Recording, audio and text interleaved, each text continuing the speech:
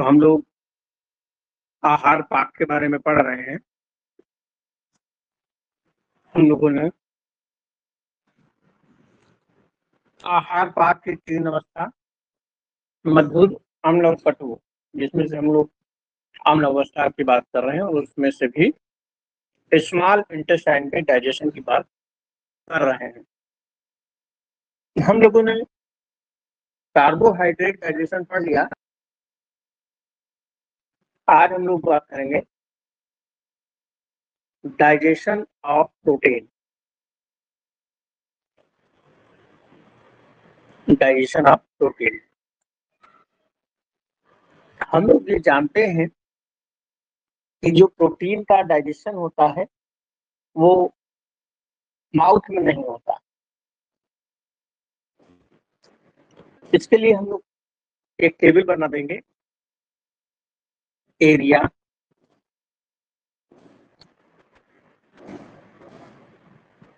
Digestive juice, उसमें से निकलने वाला एंजाइम, फिर उसके बाद में सबस्ट्रेट,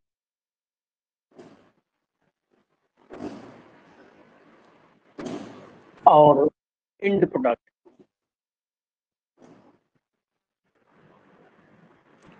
उसका एंड प्रोडक्ट क्या बनेगा।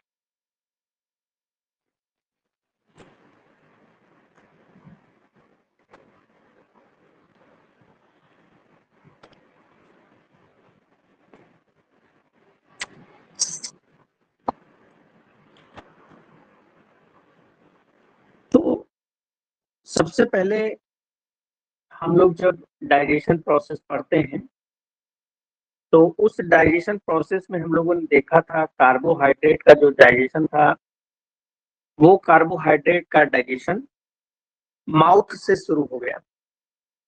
लेकिन अगर हम प्रोटीन की बात करें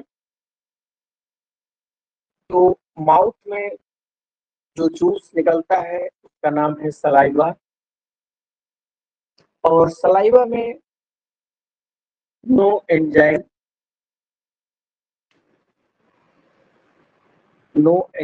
for protein digestion.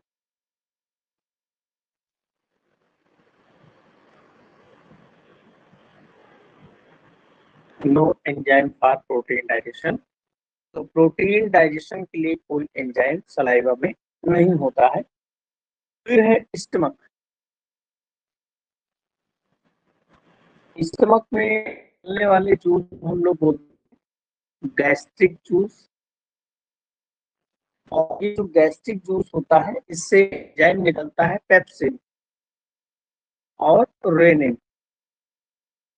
Pepsin rennin enzyme मुख्य रूप से बच्चों में पाया जाता है। रेनिन और पेप्सिन एंजाइम क्या करेगा, इसका कार्य प्रोटीन के ऊपर होगा और इस प्रोटीन को वो टुकड़ों में तोड़ेगा। Proteoses,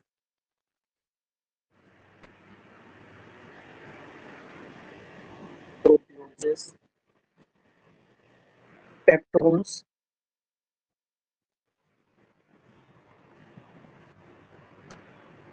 large polypeptides, large polypeptide, ये काम होगा स्टमक में। स्टमक के बाद फिर स्मॉल इंटेस्टाइन।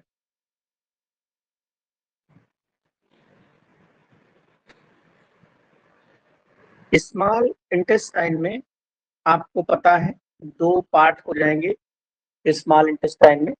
एक तो पैंक्रियाटिक जूस जो पैंक्रियास से आता है, पैंक्रियाटिक जूस पैंक्रियास से आएगा स्मॉल इंटेस्टाइन में। और पैंक्रियाटिक जूस में क्या क्या चीजें होंगी, तो यहाँ पर ट्रिप्सिन,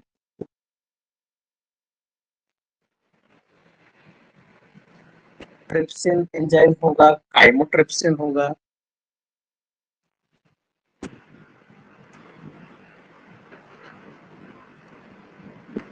काइमोट्रिप्सिन। इसके अलावा कार्बोक्सी पेप्टाइडेजेस, कार्बोक्सी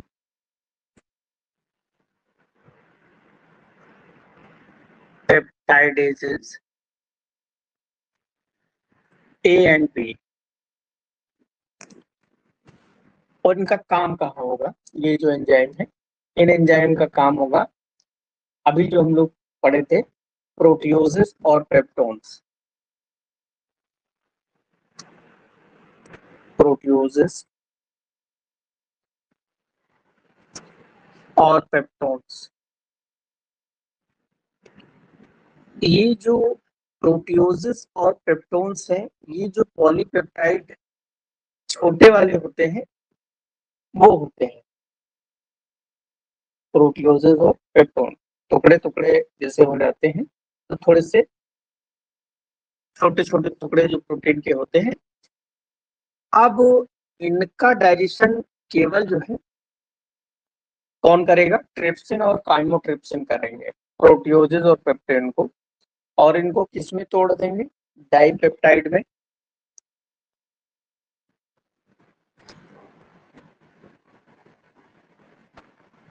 डाइपेप्टाइड में टूट जाएगा, ट्राइपेप्टाइड्स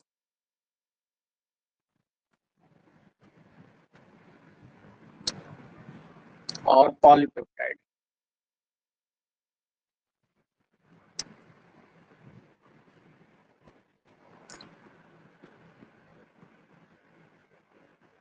ट्राई, ट्राई और पॉलीपेप्टाइड, ये 3 में टूट जाएगा। और जो carboxy peptidases A and B है, ये काम करता है डाइपेप्टाइड्स, ये जो ऊपर बन जाएंगे डाइपेप्टाइड, ट्राई और पॉलीपेप्टाइड्स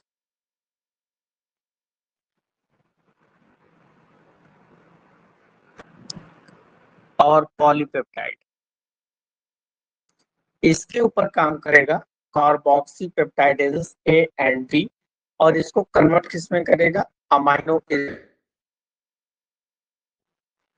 अमाइनो एसिड में कन्वर्ट कर देगा। तो ये बात कहाँ की रही? पैंक्रियाटिक जूस की। पैंक्रियाटिक जूस के बाद में अगर हम स्मॉल इंटेस्टाइन की बात करें तो उसमें स्मॉल इंटेस्टाइन से निकलने वाले प्रोटीन को डाइजेशन करने वाले एंजाइम भी होते हैं।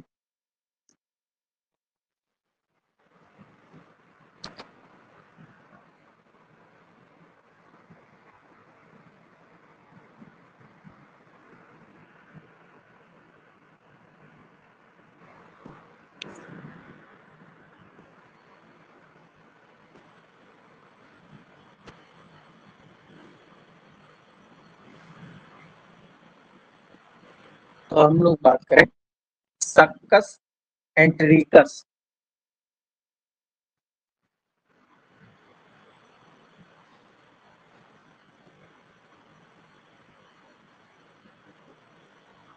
सक्कस एंटेरिकस, और सक्कस एंटेरिकस जो स्मॉल इंटेस्टाइन होता है वहां से निकलने वाले डाइजेस्टिव जूस होते हैं, और ये डाइपेप्टाइडेजेस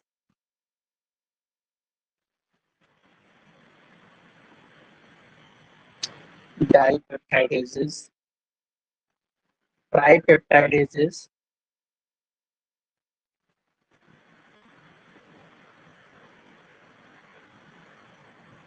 अमीनो पेप्टाइडेजेस अमीनो पेप्टाइडेजेस। और ये काम किसके ऊपर करेंगे? तो ये काम करेंगे डाइपेप्टाइड्स के ऊपर,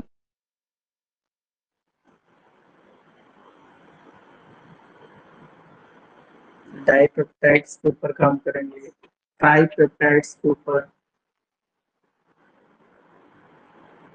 और large polypeptide.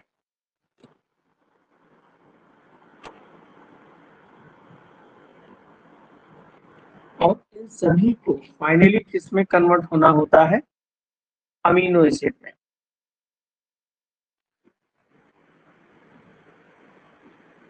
Finally amino acid में सबको कन्वर्ट होना होता है। तो इस प्रकार से प्रोटीन का डाइजेशन होता है।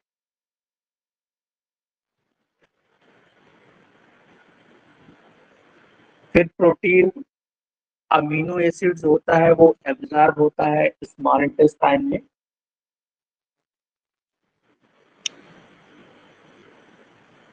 और इसका काम क्या है?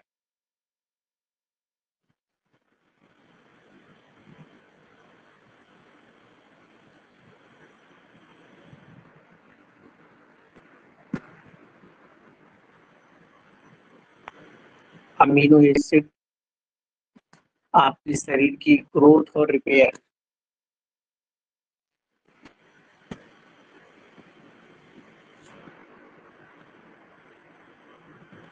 ग्रोथ और रिपेयर के लिए अमीनो एसिड आवश्यक होता है टिश्यू में। इसके अलावा अमीनो एसिड जो होता है वो एनर्जी भी प्रोवाइड करता है, एंजाइम भी बनाता है और हार्मोन्स भी बनाता है।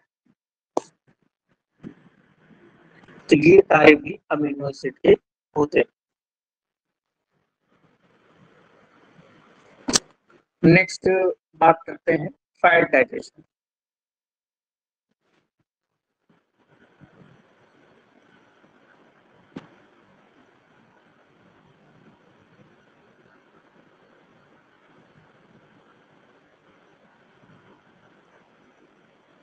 फैट डाइजेशन, तो इसको भी हम लोग उसी तरह पढ़ें कि कौन से एरिया में, फिर जूस कौन सा होगा, एंजाइम कौन सा होगा, सबस्ट्रेट किस पर काम करेगा,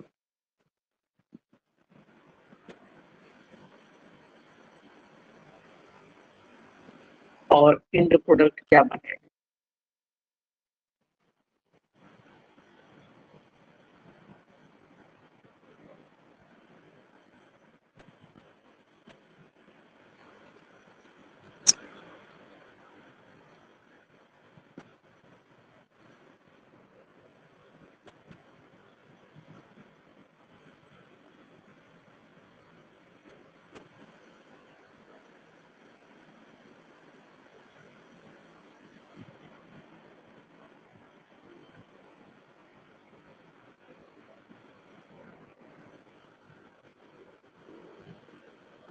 ठीक है,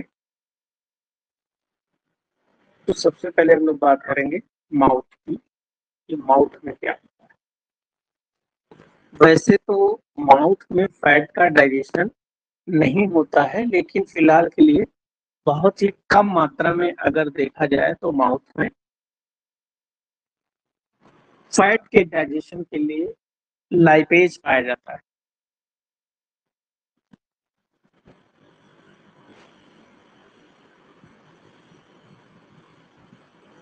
माउथ में जो जूस निकलता है उसको हम लोग सलाइवा कहते हैं, और एंजाइम यहाँ जो निकलता है लिंगुअल लाइपेज।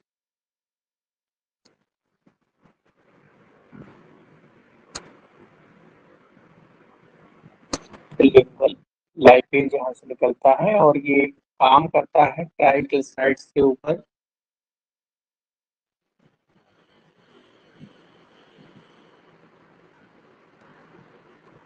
ट्राइग्लिसराइड के ऊपर काम करता है, और इसका एंड प्रोडक्ट जो होता है वो फैटी एसिड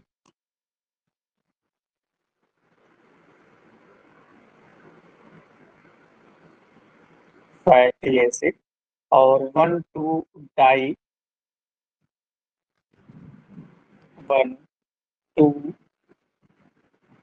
डाई एसाइलेट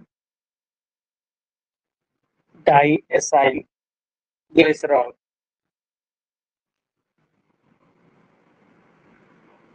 ग्लिसरॉल, तो माउथ में जब फैट का डाइजेशन शुरू होता है तो वहां पर फैटी एसिड और 1,2 डाइएसाइल ग्लिसरॉल बहुत ही कम मात्रा में ऐसा डाइजेशन होता है, क्योंकि बहुत कम मात्रा में लिंगुअल लाइपेज निकलता है।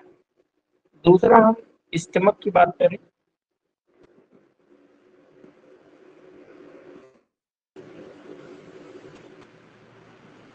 स्टमक में निकलने वाले जूस को हम लोग गैस्ट्रिक जूस कहते हैं। और स्टमक में कोई भी ऐसा एंजाइम नहीं निकलता है लेकिन बहुत ही वीक होता है, गैस्ट्रिक लाइपेज।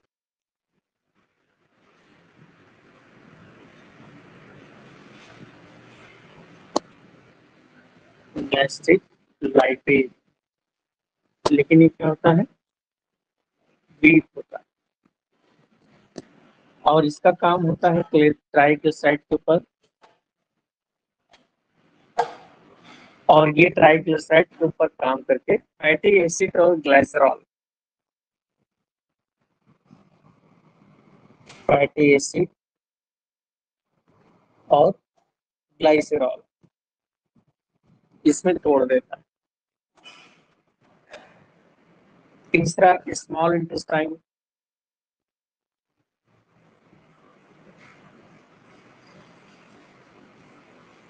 स्मॉल इंटेस्टाइन में पैंक्रियास से निकलने वाले जूस बहुत इंपॉर्टेंट होते हैं। पैंक्रियास से निकलता है पैंक्रियाटिक लाइपेज,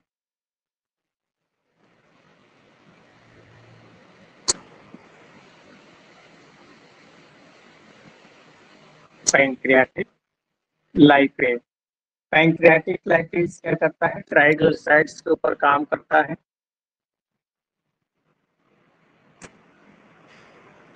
और ट्राइग्लिसराइड को मोनोग्लिसराइड और फैटी एसिड में कन्वर्ट कर देता है।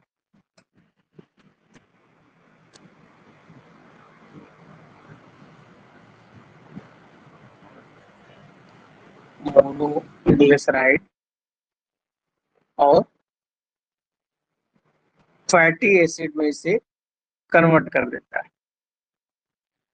दूसरा पैंक्रियास से निकलने वाला enzyme cholesterol ester hydrolase, cholesterol ester hydrolase, ये क्या करता है, ये कोलेस्ट्रॉल एस्टर पे काम करता है।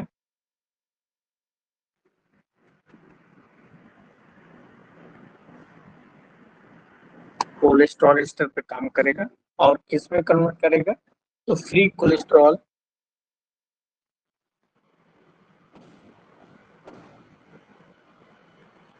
फ्री कोलेस्ट्रॉल और फैटी एसिड इसमें कन्वर्ट कर देगा। तीसरा पैंक्रियास से निकलने वाला फास्फोलाइपेज ए एंड फास्फोलाइपेज बी, फास्फोलाइपेज ए, और एक काम करता है फास्फोलिपिड के ऊपर,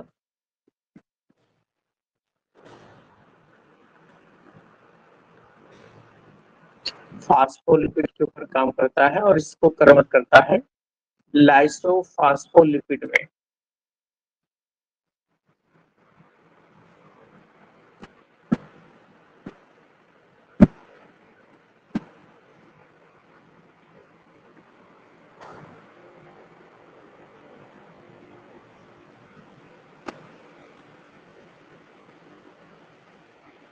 लाइसोफास्फोलिपिड में कन्वर्ट करता है।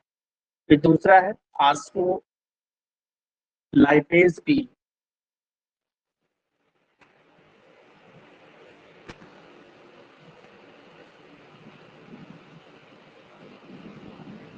फास्फोलाइपेज बी, ये काम करता है लाइसोफास्फोलिपिड के ऊपर, जो ऊपर बना था इंड प्रोडक्ट में, लाइसोफास्फोलिपिड में कन्वर्ट करता है।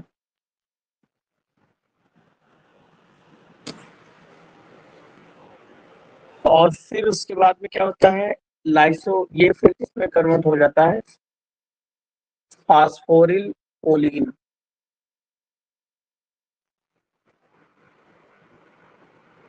फास्फोरिल कोलिन फ्री फैसिएटेड, आगे लिख लेना, फास्फोरिन कोलिन फ्री फैटी एसिड में कन्वर्ट हो जाता है।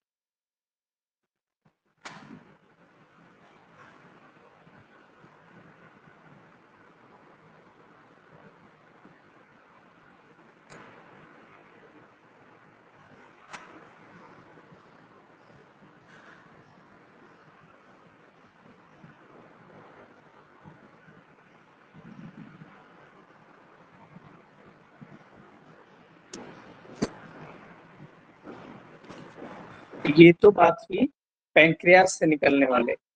फिर जो स्मॉल इंटेस्टाइन से निकलता है जिसको हम सक्कस एंटेरिकस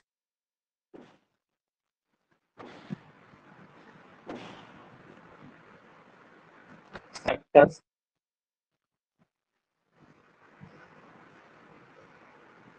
एंटेरिकस और ये इंटेस्टाइनल लाइपेज।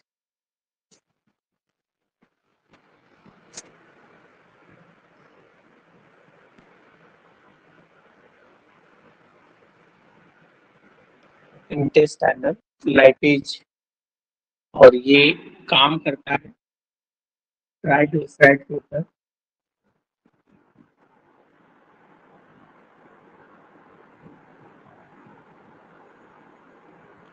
ट्राइग्लिसराइड्स के ऊपर काम करता है और इसको कन्वर्ट कर देता है फैटी एसिड और ग्लाइसरॉल।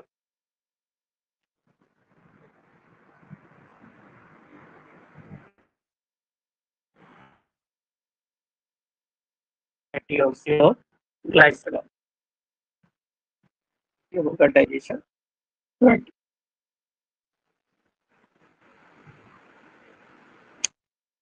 हम लोग जब एनाटॉमी पढ़ रहे थे तो वहां पर हम लोगों ने बात किया था कि जो फैट होता है वो एब्जॉर्प्शन उसके लिए अलग से लिम्फेटिक सर्कुलेशन बनाया है भगवान ने। तो उसका फैट का एब्जॉर्प्शन जो होता है स्मॉल इंटेस्टाइन में वो लिम्फेटिक सर्कुलेशन के थ्रू होता है, जबकि कार्बोहाइड्रेट और प्रोटीन जो होते हैं उनका एब्जॉर्प्शन जो होता है वो पोर्टल सिस्टम में होता है। हालांकि पोर्टल सिस्टम में बाद में ये भी आता है। नेक्स्ट देखिए कटु अवस्था पाक।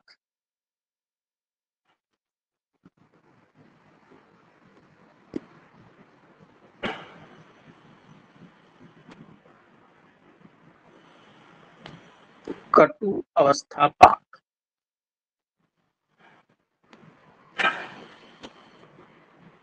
कटु शब्द से ये याद रखें कि कटु का मतलब कड़वा या बदबूदार। तो फाउल स्मेलिंग तो ज्यादा अच्छे से याद होगा। होता क्या है कि जब आहार लास्ट स्टेज में पहुंच जाता है तो हम लोगों ने ये पढ़ा था कि अम्ल अवस्था पाक में आहार सार और पित्त भाग में विभाजित हो गया।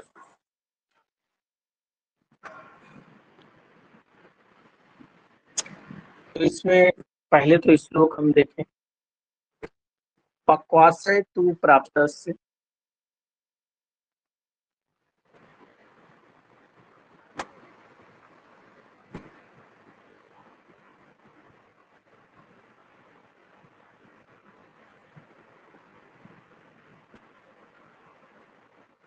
सोत्स्यमाणस्य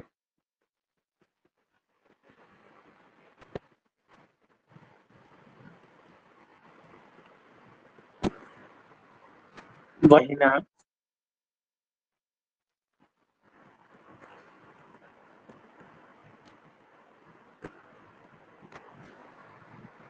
परपिंड तपस्य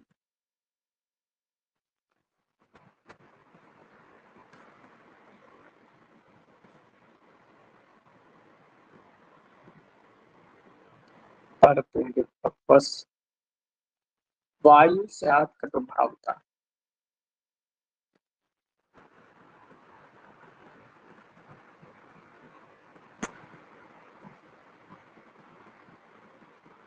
वायु स्यात् कटु भावता। तो पक्वाश्रय प्राप्तस्य शोषमाणस्वरिणा। पक्वाश्रय को प्राप्त आहार, वहिना मतलब अग्नि, अग्नि के द्वारा शोषित होकर, शोषमाणस यानी कि शोषित होकर पर पिंड, पिंड के रूप में हो जाता है।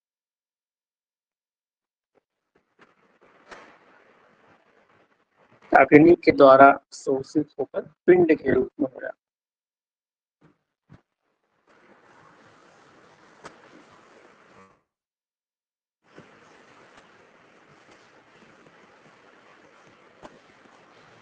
और वायु स्यात् कटु भावता, वायु बढ़कर कटु भाव को उत्पन्न करता है।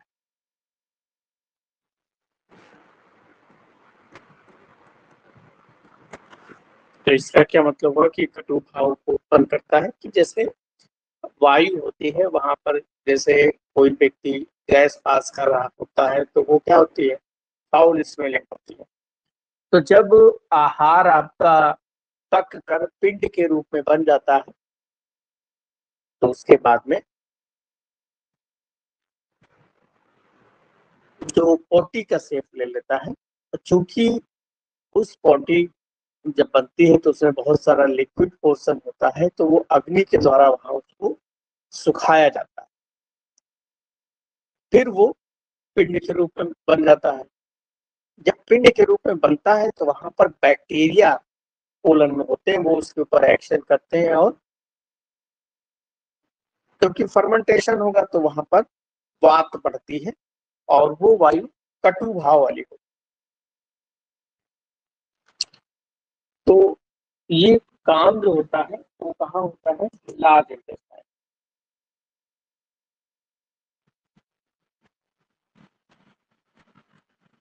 इंटेस्टाइन में डाइजेशन नहीं होता,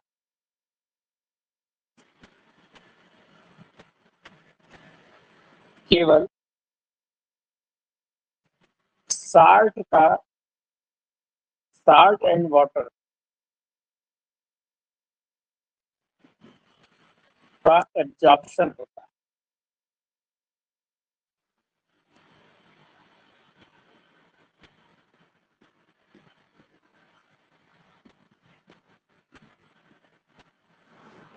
साल्ट एंड वाटर का एब्जॉर्प्शन, जैसे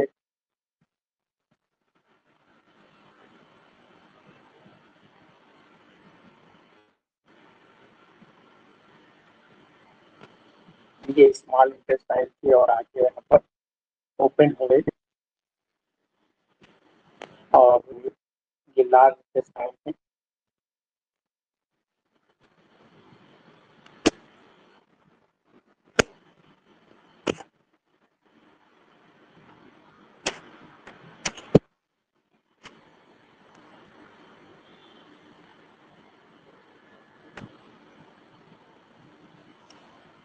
अब लार्ज इंटेस्टाइन यहाँ पर है, यहाँ पर क्या कह रहा है कि श्लोक में लिखा है कि यहाँ पर सुखाया जाता है। जैसे ये स्मॉल इंटेस्टाइन से आहार द्रव्य यहाँ आता है, ये आहार द्रव्य आया, इसमें से सोडियम, पोटेशियम, क्लोराइड, जो भी साल्ट है, ये साल्ट का एब्जॉर्प्शन होता है, और अगर इसी के साथ में वाटर मॉलिक्यूल ये भी जो है एब्जॉर्ब हो जाता है। धीरे धीरे ये आगे जब बढ़ता है तो आगे बढ़ते बढ़ते जब ये एब्जॉर्प्शन वगैरह हो जाता है, तो जब ये डिसेंडिंग कोलन में यहाँ पहुंचता है तो यहाँ मल एकत्र होने लगता है और यहाँ पर आके ये पिंड के रूप में मल यहाँ पर, क्योंकि वाटर और साल्ट एब्जॉर्ब होने के बाद में उसमें सिर्फ रफ बचेगा। ये जो रफ बचता है, यानी कि ये जो मल होता है, यही कैसा होता है, ये पिंड के रूप में।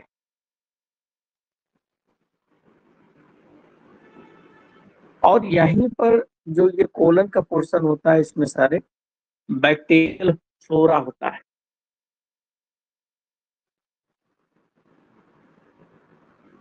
बैक्टीरियल फ्लोरा, दो तरह के बैक्टीरिया होते हैं यहाँ पर, गुड बैक्टीरिया और बैड बैक्टीरिया। दो तरह के बैक्टीरिया होते हैं कोलन में, good and bad bacteria. Good bacteria is beneficial for your colon health and bad bacteria आपको कोई ना कोई बीमारी उत्पन्न करेगा। तो जैसे आज की डेट में अगर हम लोग देखते हैं कि लोग पिज्जा, बर्गर ये सब ज्यादा खाते हैं, उस कारण से बैड बैक्टीरिया बढ़ता है इंटेस्टाइन में। और जो लोग मट्ठा वगैरह पीते हैं, छाछ वगैरह पीते हैं,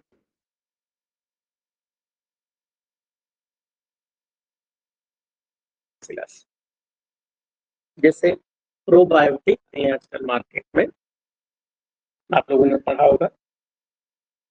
प्रोबायोटिक मट्ठा भी आजकल आने लगा है, ड्रिंक्स भी आते हैं। तो ये प्रोबायोटिक है गुड बैक्टीरिया। और ये जितने ज्यादा गुड बैक्टीरिया होते हैं, उतने ही कोलन जो होता है वो हेल्दी होता है। फिर क्या इसका गुड बैक्टीरिया हमारे लिए क्या अच्छा करेंगे? ये जो गुड बैक्टीरिया है, ये आपके शरीर में विटामिन के,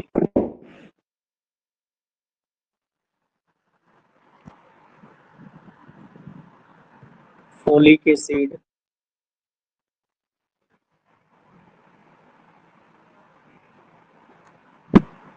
बी कॉम्प्लेक्स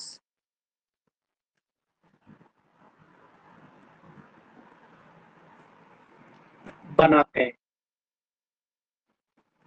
तो गुड बैक्टीरिया का काम ये। देखिए, इसके अलावा बैक्टीरिया जो खाना यहाँ पर आता है, भाई आपको कोई चीज कुछ देगा तो ऐसे फ्री में तो देगा नहीं, उसके बदले में कुछ लेगा भी तो। जो लेगा तो क्या लेगा? आपका जो खाना ये बच गया है, जो अवशोषित नहीं हुआ है, इसी में कार्बोहाइड्रेट है, इसी में प्रोटीन है, और इसी में फैट होता है। तो उसी से अपना खाना लेता है।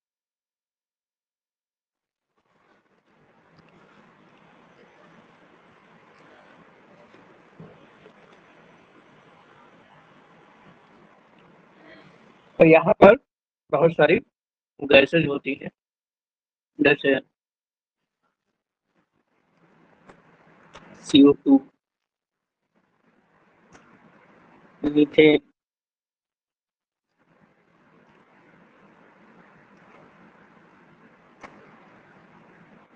एंडोल,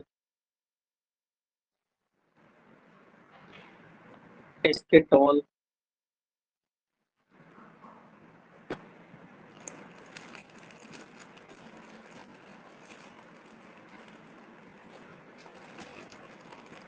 और ये जो एंडोल और एक्सेटोल होता है,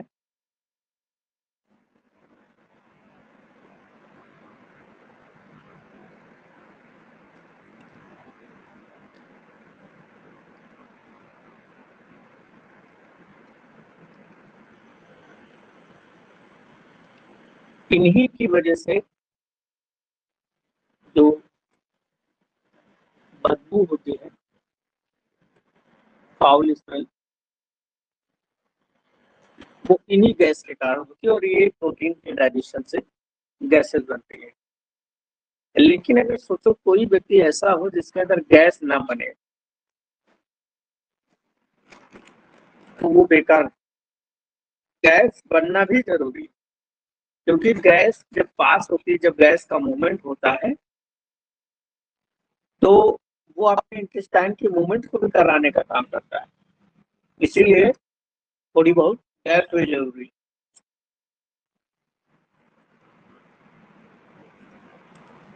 अब इसका आज की डेट में देखिए जैसे क्या होता है,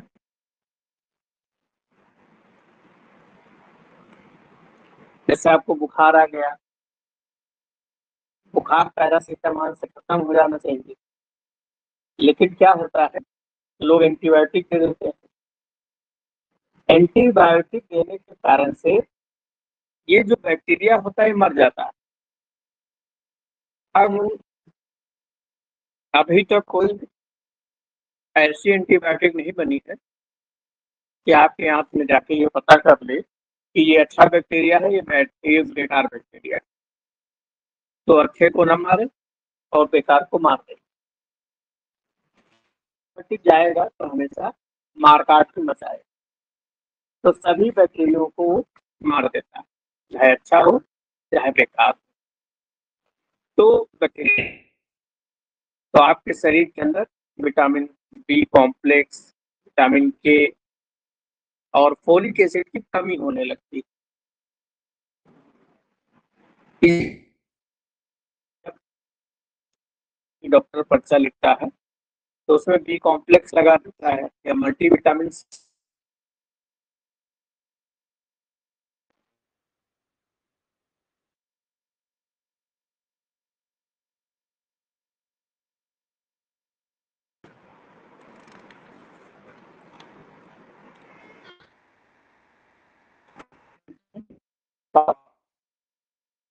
तो ये हमारा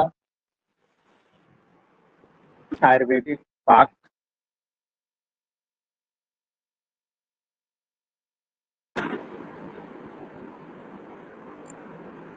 विपाक या इसे कहते हैं निष्ठा पाक।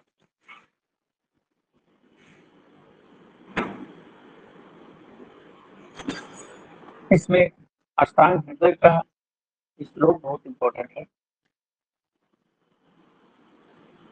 जाठरे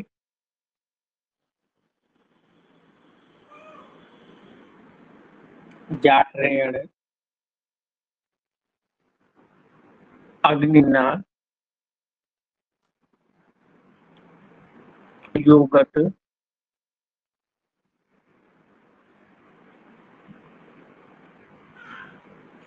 उदेति रसांतरम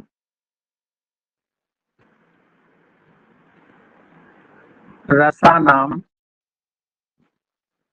परिणांते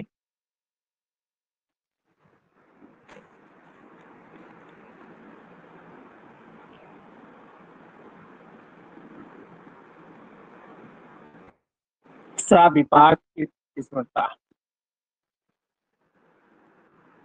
सा विपाक इति स्मृता।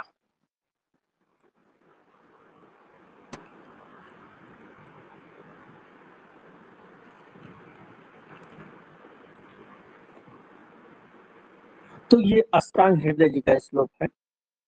वाघभट जी ने बताया है। क्या बताया है वाघभट जी ने भाइयों भाइयों और बहनों?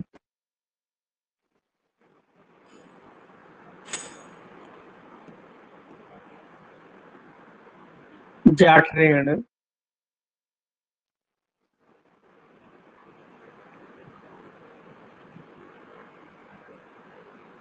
योगात उदेति रसांतरम, यानी कि जठराग्नि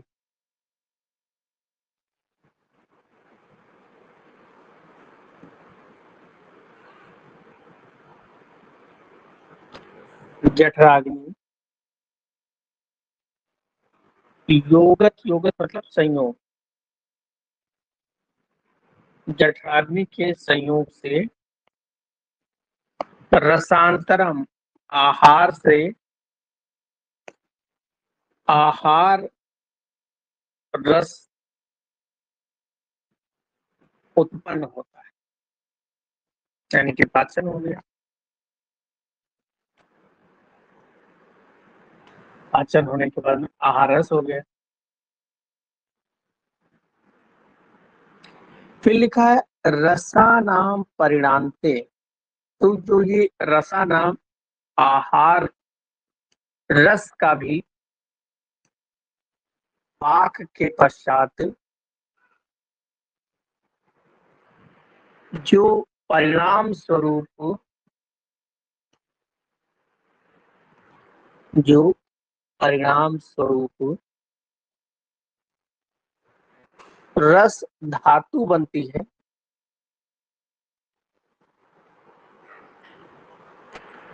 उसे विपाक कहते हैं।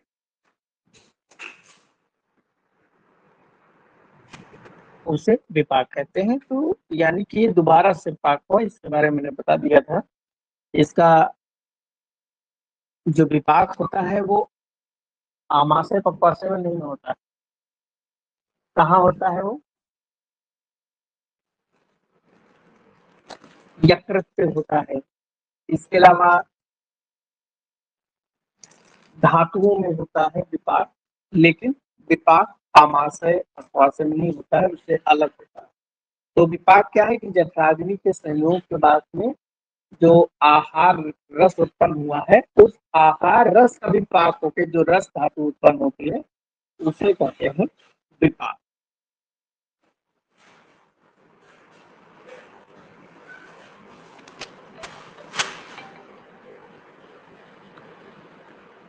तो ये तो खत्म हो गया। नेक्स्ट टॉपिक है धातु पोषण। धातु पोषण कल पढ़ा जाए।